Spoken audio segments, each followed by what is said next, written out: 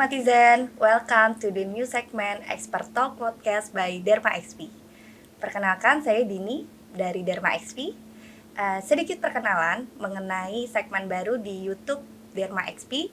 Ini adalah podcast yaitu namanya Expert Talk, di mana kita akan berdiskusi dengan dokter spesialis kulit kelamin. Jadi mulai dari permasalahan kulit wajah, kulit di tubuh ya, dan juga di hair.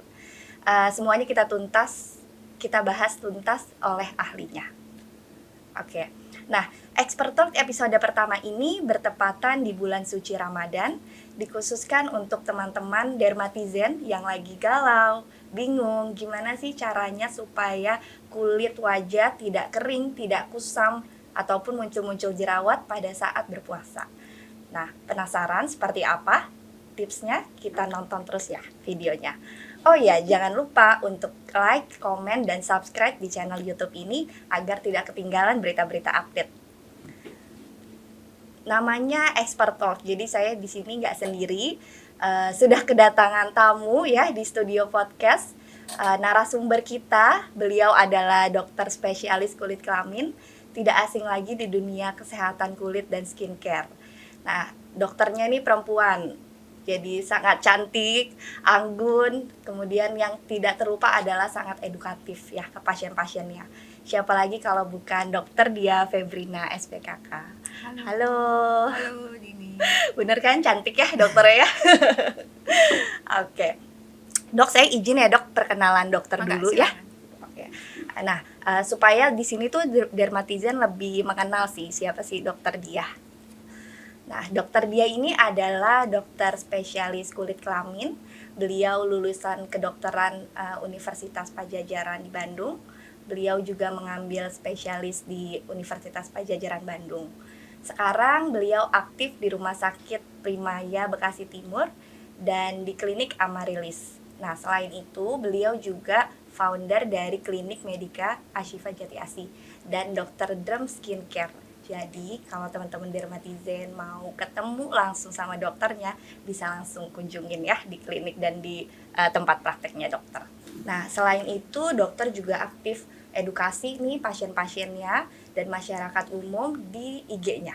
Di IG-nya bisa lihat ya di kolom di bawah ini @dokterkulitbekasi. Jadi dermatizen di follow dan ikuti postingan Instagram beliau. Oke, dok, kita lanjut lagi ya. Oke.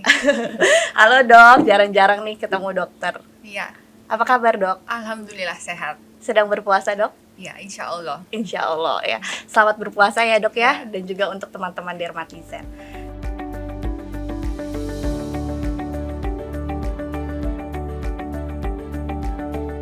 Terima kasih nih dokter sudah hadir di studio podcast ya. Ini episode pertama nih dok, jadi dokter bintang tamu pertama. Ya, terima kasih udah diundang. Iya dok. Dok, jadi banyak banget nih pertanyaan dari dermatizen seputar kulit. Udah tanya-tanya di Instagram kita juga nih dok. Kita boleh ya dok ya bahas satu persatu? Boleh. Nah, wanita nih dok, biasanya kan permasalahan kulit itu terjadi ya, seperti kulit kering, jerawat ya, terus kusam. Itu juga terjadi sebenarnya bukan cuma di perempuan sih, di laki-laki juga. Nah, khususnya di bulan puasa ini lebih banyak nih dok yang mengeluhkan seperti kulitnya tuh makin kering kayaknya. Mungkin karena asupan minum kan berkurang ya, pola makan juga jadi kurang seimbang. Tapi aktivitas tetap berjalan terus nih dok. Sebetulnya dari pandangan dokter Dia ini, apakah dehidrasi kulit itu memang terjadi ya dok ya pada saat berpuasa? Ya. Jadi memang pada saat kita berpuasa memang bisa terjadi dehidrasi pada kulit ya. Karena memang kan kita kurang asupan cairan itu sekitar 13 sampai 14 jam. Okay. Ya, jadi apalagi kan kulit itu merupakan organ terbesar ya di tubuh kita. Sekitar 20% itu merupakan kulit. Jadi tentunya kalau kekurangan asupan cairan itu akan berpengaruh sekali terhadap tampilan kulit. Nah, jadi mungkin dermatizen harus bisa bedain nih. Ada dua kondisi yang yang sedikit berbeda. Jadi yang pertama pada saat kita berpuasa kulit kita bisa dehidrasi. Nanti berbeda dengan kulit kering. Oh, beda ya, Dok ya. Ya, jadi kalau kulit kering itu memang kulitnya secara alamiah dia kurang memproduksi minyak alami. Jadi kulitnya cenderung memang kasar.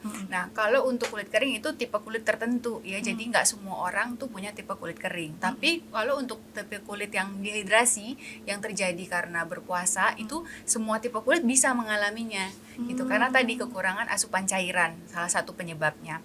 Jadi biasanya apa sih tanda-tanda kulit kita dehidrasi? Jadi kalau misalnya kita tarik nih kulitnya, nanti kembali lagi seperti semula, keadaan kulitnya itu lama. Kemudian kemudian kulitnya juga terlihat kusam dan juga ada kerut-kerut halus biasanya. Wah, paling ditakuti tuh, Dok, kalau Iya, perempuan ya. Betul. Oke, gitu ya. Jadi itu terjadi walaupun kulitnya tuh berminyak, tetap aja ya, Dok ya, bisa Iya, tetap bisa dehidrasi. terjadi karena kurang asupan cairan tadi. Oh, gitu ya, Dok ya.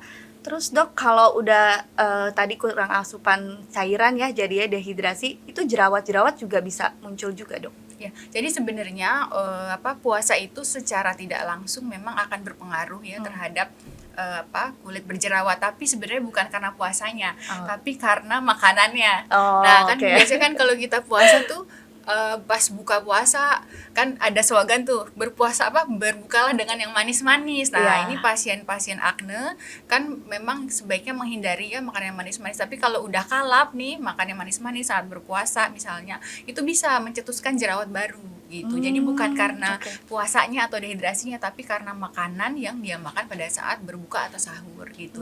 Gitu iya Iya. ya. Jadi dermatizen ya, jangan takut untuk berpuasa nih berarti ya. Nanti ada alasan lagi takut dehidrasi, nggak boleh sama dokternya, jadi nggak berpuasa ya. Oke. Oh gitu ya, Dok ya. Berarti ada dong, Dok, makanan dan minuman yang memang tidak boleh gitu ya dikonsumsi pada saat sahur dan berbuka ya, Dok ya. Oke, Apa jadi aja kalau sih, Dok? untuk yang secara general ya, Dini. Jadi kalau untuk karena kita berpuasa itu kurang asupan cairan, jadi mungkin bagi penikmat kafein nih biasanya. Nah, karena kafein itu bisa menyebabkan menarik air ya dari kulit kita, jadi akan banyak tuh kehilangan cairan. Jadi sebisa mungkin selama kita berpuasa asupan kafein baik dari kopi ataupun teh ya itu sebaiknya dikurangi konsumsinya. Ya kalau untuk makanan lain khusus untuk penderita akne itu memang ada asupan makanan yang memang sebaiknya dihindari ya. Jadi ada beberapa makanan pada penderita akne itu yang harus dibatasi. Yang pertama adalah produk susu ya, baik itu susunya susu hewani ya. Jadi kalau misalnya susunya almond atau kedelai itu tidak ada masalah. Oh, boleh. Tapi yang harus dihindari itu adalah susu yang dari hewani. Contohnya susu sapi atau susu kambing. Ya baik itu dalam bentuk full cream atau skim milk atau susu yang low fat sekalipun juga itu bisa memicu akne. Oh, Ya. bisa ya. Nah, jadi kalau misalnya nih dermatizen pada saat berpuasa pas bukanya minum boba misalnya ya, misalnya hazelnut gitu ya, Iya. tea pakai susu. Nah, itu bisa memicu jerawat misalnya. Kemudian yang kedua produk olahan susu sapi, contohnya seperti yogurt ya, es krim tuh juga olahan susu ya. Kemudian ada lagi keju, kemudian mentega itu juga ada olahan dari sapi ya, dari susu sapi, itu juga sebaiknya dikurangi. Sebenarnya tidak harus dipantang 100%, tapi sebaiknya dibatasi konsumsinya. Kemudian makanan yang manis-manis tadi yang seperti saya sebutkan ya. Jadi penderita akne itu sebenarnya pola dietnya mirip dengan pola diet pasien yang kencing manis. Ya, karena memang pasien yang diabetes kan juga dia menghindari yang manis-manis ya. Sama pasien berjerawat juga seperti itu. Jadi makanan yang manis-manis itu ya pokoknya intinya ada gula-gula lah ya. Tadi saya kayaknya ngomongnya boba mulu ya. Jadi karena manis banget gitu ya. Karena manis, iya, betul. Sebaiknya dikurangi konsumsinya. Kemudian produk dari tepung-tepungan, karena produk tepung-tepungan itu dia bisa meningkatkan kadar gula secara drastis, kemudian cepat juga diturunkan. Nah, ketika gula kita naik itu ada zat yang namanya insulin like growth factor, itu dia bisa merangsang produksi kelenjar sebum atau minyak. Nah, ini nih nanti jadi bibit-bibit jerawat gitu. Jadi makanya pada penderita jerawat sebaiknya makanan yang tepung-tepungan tuh kayak goreng-gorengan juga sama ya, Biasanya bakwan, gitu ya, cireng, buka puasa. misalnya gitu yang itu juga bisa memicu timbulnya jerawat.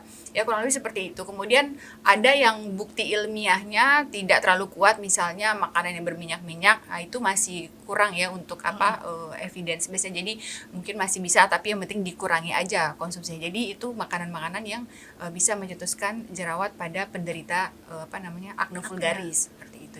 Jadi sebenarnya nggak cuma pas puasa justru ya dok Iya ya. betul. Cuma kan sekarang jargonnya kan berbukalah dengan yang manis. Iya Jadi, benar-benar. Iya jadi tuh dermatizen ya. kebablasan misalnya. Tapi tentunya nggak dipantang 100% lah ya, kita ada batasannya. Jadi tadi susu juga bisa ya, almond boleh ya dok ya. Boleh. Jadi yang protein yang dari hewani yang nggak boleh gitu ya. Nah kalau sekarang nih dok di klinik dokter, pasien-pasien banyak juga dok yang datang ke dokter mengeluhkan, dok ini tiba-tiba pas datang puasa kulit saya kering, berjerawat nih muncul nih, kenapa ya dok ya, padahal sebelumnya nggak berjerawat gitu ya, nggak kering, itu ada ya dok ya? Ada. Jadi memang pertama yang kulit kering itu biasanya yang memang penderita kulit kering ketika dia berpuasa kulitnya makin kering itu bisa. Kemudian yang kedua, pasien-pasien yang berjerawat kan kita kasih pengobatan nih. Rata-rata kan pengobatan jerawat itu kan memang bisa membuat kulit kering. Nah, ketika berpuasa itu risiko karena kurang asupan cairan dan sebagainya, kurang kelembaban, akhirnya kadang terjadi risiko iritasi karena penggunaan krim yang kita berikan. Nah, itu gitu. bisa dibantu nantinya dengan pemberian pelembab supaya risiko iritasi juga tadi bisa berkurang seperti itu. Oh gitu ya dok ya. Nah berarti itu kan berrelatif ya, berkenaan dengan berhubungan dengan skincare ya dok ya. Betul. Nah skincare pada saat berpuasa dan tidak berpuasa itu apakah ada yang berbeda gitu ya dok ya? Ya, jadi karena tadi bisa terjadi dehidrasi pada kulit ya, jadi tentunya kita juga harus bantu nih dari luar karena kan asupan cairannya kan berkurang. Nah, jadi kita bisa bantu penggunaan skincare dari luar untuk menjaga kelembaban kulit. Salah satunya dengan pelembab. Ya, jadi pelembab bekerja nantinya dia mampu sebagai tameng ya di kulit kita, kemudian dia akan mencegah penguapan air. Jadi air di kulit kita tetap terjaga. Jadi rehidrasinya tetap ada gitu di kulit. Kemudian selain penggunaan pelembab ya, tentunya pakai sabun yang kaya pelembab ya. Jadi sebisa mungkin mandinya juga harus pakai pelembab ya. Jadi pada saat berpuasa yang dijaga bukan hanya wajah aja yang difokusin ya. Jadi jangan cuman mikirnya wajah-wajah, tapi kan kayak tadi kan kulit itu ada di hampir seluruh tubuh kita. Tentunya kan juga berpengaruh kepada kulit yang ada di badan ya, di kaki seperti itu. Jadi gunakan pelembab segera setelah mandi. Jadi tadi selain pakai sabun berpelembab, kemudian segera setelah mandi itu sekitar 3-5 menit lah kita kan handukan tuh. Nah, kulit kita tuh lagi lembab-lembabnya. Nah, di saat itulah waktu yang sangat baik untuk pemberian pelembab atau krim pelembab. Nah, baru dipakai nih seluruh tubuh. Jadi kulit tetap terjaga. Kemudian kalau misalnya di tengah hari kan kulitnya kering, boleh pakai pelembab lagi. Jadi pelembab itu nggak ada keracunan pelembab, jadi boleh dipakai sesering mungkin, nggak ada masalah. Gitu. Iya. Kemudian satu lagi, jangan lupa pakai sunscreen. Nah Atau itu tabir tuh surya. suka lupa ya. Iya, itu suka lupa. Nanti tambah tua kalau nggak pakai sunscreen. Baik pria maupun yang wanita juga ya, semuanya deh harus pakai pelembab dan pakai sunscreen juga ya dok ya. Oh tadi saya baru tahu tuh dok, jadi harus segera mungkin setelah mandi gitu ya dok ya, supaya optimal. Oh gitu. Nah kadang suka diem dulu gitu, lama dulu baru dipakein pelembabnya gitu. Nah itu kira-kira tuh dok, kalau dari teman-teman dermatizen nih memilih pelembab apa yang cocok gitu untuk masing-masing kulit lah, tipe kulit kan tentunya berbeda ya dok ya. Kulit normal, cenderung kering atau cenderung berminyak. Nah itu zat aktifnya seperti apa sih dok yang kira-kira dermatizen nih perlu tahu gitu ya kandungannya? Oke, baik. Jadi kandungan pelembab yang ideal itu sebenarnya yang ada 3 komponennya. Jadi yang pertama itu ada pelembab namanya tipenya oklusif. Ya, oklusif itu biasanya minyak-minyakan. Pokoknya ada oil-oilnya biasanya, atau bisa juga silikon itu juga bisa ya. Jadi cara kerjanya tadi dia membuat tameng di kulit kita, kemudian mencegah air tadi supaya nggak menguap. Jadi air tadi tetap bertahan. Kemudian ada tipe pelembab yang namanya humektan. Ya, humektan ini cara kerjanya dia menarik air dari atmosfer atau dari bawah. Jadi tetap kulit kita rehidrasi dengan baik. Kemudian ada yang ketiga yang bari repair. Jadi ada pelembab yang tipenya itu dia mengisi celah-celah di antara sel-sel kulit kita, nanti diisi sama dia, kemudian kulit kita jadi lembab ya. Jadi sebenarnya ideal itu yang ada 3 kandungan pelembab tadi, yang 3 tadi ya. Jadi itu ada masing-masing itu dia punya kandungannya ya. Seperti misalnya contohnya tadi yang humectan ya, itu misalnya contohnya pelembab yang ada kandungan hyaluronic acid, kan lagi yang hype tuh banyak tuh ya, hyaluronic acid, kemudian heparan sulfat, urea, alpha hydroxy acid. Nah itu merupakan pelembab yang tipe humectan.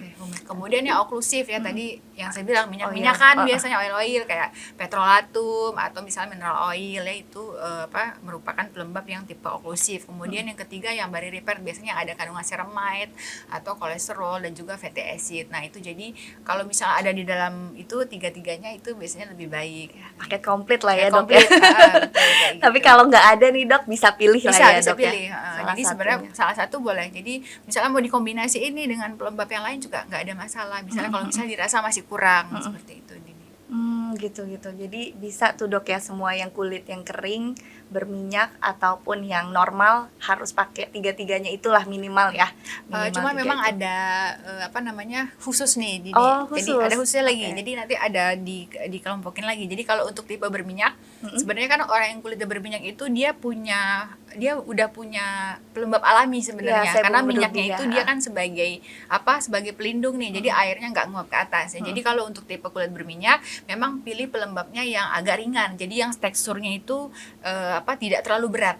Ya, bisa dalam bentuk misalnya lotion atau dalam bentuk serum. Kalau untuk yang kulitnya berminyak. Tapi kalau untuk yang kulitnya kering, nah kulit kering ini kan kulitnya juga kan ini sekali ya, dia nggak punya pelembab alami yang maksudnya bisa menghasilkan pelembab sendiri. Jadi kadang pelembabnya itu dalam bentuk biasanya agak lebih berat, dalam bentuk krim atau dalam bentuk ointment atau yang yang agak sedikit berminyak. Biasanya kalau untuk yang kulit kering. Jadi pemilihannya seperti itu. Kalau untuk kulit tadi ya berminyak ya, apalagi kulit berjerawat ya. Salah-salah pakai pelembab yang ada kulitnya makin berjerawat. Betul. Oh gitu ya, langsung nih dermatizen langsung ngecek ya, ini tipe kulit kita termasuk kulitnya apa gitu ya. Karena kan kadang juga nggak terlalu aware juga ya Dok, yang ngiranya semuanya ini bagus nih moisturizer gitu ya. Ternyata pas dipakai wah jadi muncul jerawat gitu ya. Oke, harus diperhatikan ya dermatizen atau konsultasi ke dokternya. Kalau bingung ya. Kalau bingung ini nentuinnya apa. Karena kan kadang kalau dilihat langsung gitu ya Dok ya, nggak terlalu kelihatan ya Dok ya. Iya, betul. Tipe kulitnya. Jadi benar-benar harus dikonsultasikan ke dokter Anda ya. Gitu. Nah, tadi udah disebut nih yang skincare ya Dok ya. Tadi teksturnya juga udah dijelaskan juga sama dokternya. Jadi dermatizen cukup dilihat pelembabnya yang ada di rumah apakah sudah sesuai dengan tipe kulitnya. Nah, Dok, kita nih terakhir nih Dok, pertanyaannya dari dermatizen. Gimana sih caranya menjaga kelembapan kulit pada saat berpuasa selain dengan cara-cara yang tadi itu? Ada lagi nggak sih Dok produk atau bahan yang lebih natural gitu Dok, yang bisa ditemuin di dekat-dekat kita sekitar selain tadi ya kita cari pelembab? Oke, baik. Jadi tadi kan tentunya kan dibantu dari dalam ya, tentunya dari asupan nutrisi. Ya, jadi dermatizen di sini harus perhatiin tuh yang dimakan ya, nutrisi yang dimakan. Yang tadi kan udah yang dihindar-hindari ini yang dimakan yang ya. dimakan jadi apa memang itu? Buah-buahan sama sayuran tuh tentunya harus ada dalam menu saat berbuka maupun sahur kan.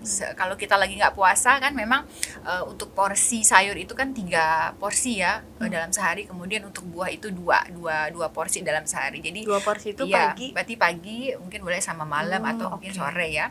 Kemudian kalau untuk sayur kan memang 3 kali sehari memang harus ada sayur, tapi ya. Ada juga sih Dok yang enggak, sayurnya enggak ada ya. Jadi mungkin kalau sahur sama buka ya tentunya harus ada tetap harus ada sayur ya di sana. Kemudian teman-teman teman-teman dermatizen juga boleh misalnya menambah misalnya dengan suplemen nih. Ini misalnya yang ada kandungan vitamin E-nya misalnya supaya kulitnya juga bisa terhidrasi dengan baik gitu. Jadi itu bisa dibantu dari dalam ya, dari makanan asupan yang kita makan. Dan air putih kali ya dok ya? Ya, betul. Berapa sih dok yang kira-kira nih yang dianjurkan ya? Cukup ya yang dianjurkan? Ya. Jadi kan kalau ini kan patokannya biasanya 8 gelas. Ya, 2 gelas saat berbuka, 2 gelas saat sahur, kemudian 4 gelas itu menjelang kita mau tidur. Ya, jadi kan 2 liter ya kalau ini patokannya. Tapi kalau misalnya pakai hitungan kasarnya itu sebenarnya kebutuhan cairan kita tuh sehari 30 mili per kilogram berat badan. Jadi kalau misalnya berat badannya 70 kilo misalnya atau 80 kilo lah ya, berarti kan asupan cairannya sekitar 2,4 liter per hari gitu. Gitu. Jadi 2 pagi, 2 gelas. 2 gelas di pagi hari, 2 gelas saat berbuka puasa, kemudian 4 gelas ya, di menjelang mau tidur ya. Jangan lupa dicatat ya teman-teman dermatizen. Oke nih dok ya. Baik dok, sepertinya sih itu aja nih dok pertanyaan dari dermatizen ya. Terima kasih banget dokter atas pemaparan materinya pada diskusi hari ini. Sangat bermanfaat untuk teman-teman dermatizen podcast Derma XP. Nah, mungkin saya bisa sedikit menarik kesimpulannya ya dari yang tadi sudah diskusikan dengan dokter. Jadi teman-teman dermatizen nggak perlu khawatir, nggak perlu takut kulitnya terjadi kering ataupun dehidrasi. Terus tampilannya jadi kurang sehat karena lagi berpuasa. Tadi udah ada tips-tipsnya dari dokter ya. Yang pertama, tentunya harus menghindari nih makanan-makanan yang tadi disebutkan dokter, yang gulanya tinggi, yang kandungan tepung terigunya juga tinggi, ya itu juga harus dihindari. Kemudian tadi juga dari penggunaan moisturizer ya, pelembab.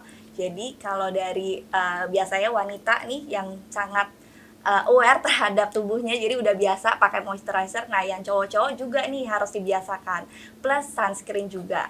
Pengolesan dari moisturizer boleh berkali-kali ya dok ya. Betul. Jadi boleh ketika di pagi hari, siang, malam, atau ketika dibutuhkan, misalkan udah mulai berasa kering. Nah penggunaan moisturizer juga harus cepat kalau bisa ya. Kurang lebih nggak boleh lebih dari sekitar 3 menit setelah mandi, jadi harus langsung dipakai. Nah pada saat itu tubuhnya masih cukup lembab, jadi bisa mempertahankan kadar airnya di kulit ya. Kemudian tadi yang terakhir dokter sampaikan bahwa makanan-makanan yang dipilih juga harus sehat. Sehat itu berarti dia harus mengandung buah-buahan, terus sayuran juga ya. Kalaupun tadi seperti normalnya sayur kita harus setiap kali makan ada sayur, karena ini hanya berbuka dan saat sahur dan berbuka berarti hanya 2 kali sehari. Disesuaikan saja dengan yang memang seharusnya. Dan yang paling penting adalah air minum nih, karena berpuasa nggak ada nih minum siang-siang. Jadi tadi adalah 8 gelas sehari ya. Jadi 2 pagi hari pada saat sahur, 2 gelas pada saat berbuka puasa, dan 4 gelasnya menjelang sebelum tidur gitu. Oke dok, sekali lagi saya ucapkan terima kasih nih dokter Dia sudah menjadi bintang tamu dan narasumber di Expert Talk Podcast episode pertama. Thank you ya dok ya. Terima kasih. Nanti kita main-main lagi ya dok. Boleh. Ya untuk diskusi panjang banget nih dok, banyak banget soalnya topik-topik yang perlu dibahas sama dokter Dia. Oke, nah jika ada dari dermatizen punya tips yang tadi belum sempat didiskusikan di podcast ini, silakan komen ya di YouTube-nya, ada di bawah, klik komen. Siapa tahu kita bisa lebih explore lagi nanti di podcast berikutnya. Oke, semoga kita diberikan kesehatan lagi, waktu kembali lagi untuk dapat bertemu di podcast-podcast selanjutnya. Jangan lupa untuk follow akun Instagram kita di @dermaxp dan follow TikToknya di official_dermaxp. Akan banyak edukasi, event menarik, dan hadiah-hadiah tentunya untuk dermatizen. Oke, sekian Expert Talk Podcast episode pertama. See you in the next video.